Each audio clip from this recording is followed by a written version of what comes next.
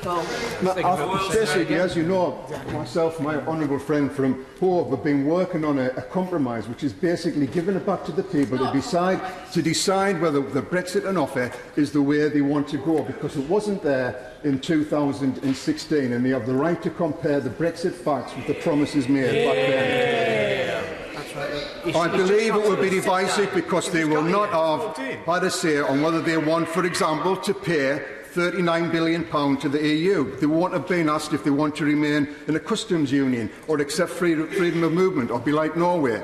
They will not have a say on any of the proposals which could come to fruition. It is not a criticism of colleagues in this House who will put forward such proposals today, but how do we know this is what the people voted for or will consent to unless we ask them?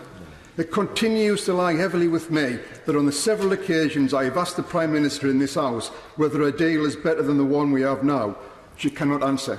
Maybe the people will disagree with me and agree with the Prime Minister, but I think it's time we find out. If we look at the Brexit facts and compare them favourably, if we look at the Brexit facts and they compare favourably with what was promised almost 3 years ago, so the Brexit deal passes, then fine.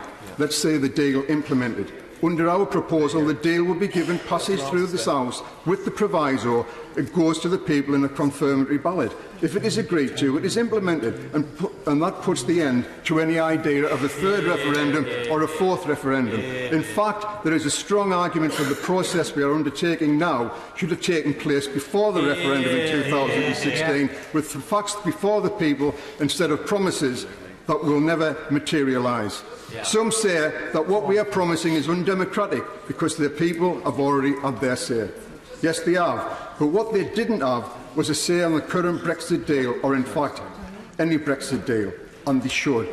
When I speak to some and suggest the electorate should be given the final say on what the deal should be, they react as if the only people who will be allowed to vote are those that voted Remain.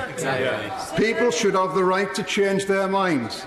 Not just from Leave to Remain, but from Remain to Leave. I do not believe MPs in this House today, elected for, in theory, 5-year terms, should have the final say on an issue that will affect our electors and their families and their descendants for years to come. If that is what happens, it does not, in my view, reflect well on what the establishment, however it is appointed or elected, should be doing.